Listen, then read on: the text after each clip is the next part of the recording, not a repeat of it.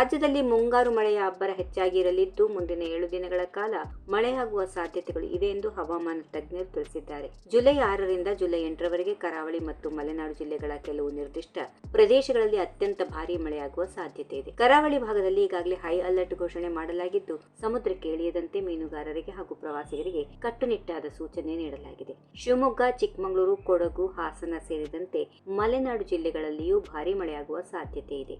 ದಕ್ಷಿಣ ಹಾಗೂ ಉತ್ತರ ಒಳನಾಡಿನ ಹಲವು ಜಿಲ್ಲೆಗಳಲ್ಲಿ ಗುಡುಗು ಮಿಂಚಿನೊಂದಿಗೆ ಮಳೆಯಾಗುವ ಮುನ್ಸೂಚನೆ ನೀಡಲಾಗಿದೆ. ರಾಜ್ಯದ ಉತ್ತರ ಒಳನಾಡಿನ ಬೆಳಗಾವಿ, ಧಾರವಾಡ, ಹಾವೇರಿ, ಗದಗ ಜಿಲ್ಲೆಗಳಲ್ಲಿ ಅಲ್ಲಲ್ಲಿ ಮೋಡದ ಹಾಗೂ ತುಂತುರು ಮಳೆಯ ಮುನ್ಸೂಚನೆ ಇದೆ.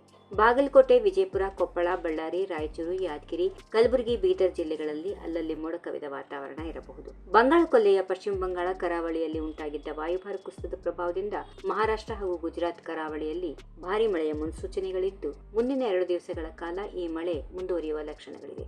ಭಾರತೀಯ ಹವಾಮಾನ ಇಲಾಖೆ ಮಾಹಿತಿ ಪ್ರಕಾರ ದೇಶದ ಮಧ್ಯ ಹಾಗೂ ಪಶ್ಚಿಮ ಭಾಗಗಳಲ್ಲಿ ಮುಂಗಾರು ಸಕ್ರಿಯ ಹಂತದಲ್ಲಿದ್ದು ಕರ್ನಾಟಕದಲ್ಲಿಯೂ ಅದರ ಪರಿಣಾಮ ಮುಂದಿನ ಕೆಲವು ದಿನಗಳವರೆಗೆ ಮುಂದುವರಿಯುವ ಸಾಧ್ಯತೆ ಇದೆ. ಇದರಿಂದ ರಾಜ್ಯದ ಬಹುತೇಕ ಜಿಲ್ಲೆಗಳಲ್ಲಿ ವ್ಯಾಪಕ ಮಳೆಯಾಗುವ ನಿರೀಕ್ಷೆ ಇದೆ. ಈ ವಿಡಿಯೋ ನಿಮಗೆ ಇಷ್ಟವಾದಲ್ಲಿ ಲೈಕ್ ಮಾಡಿ, ಶೇರ್ ಮಾಡಿ, ಸಬ್ಸ್ಕ್ರೈಬ್ ಮಾಡಿ.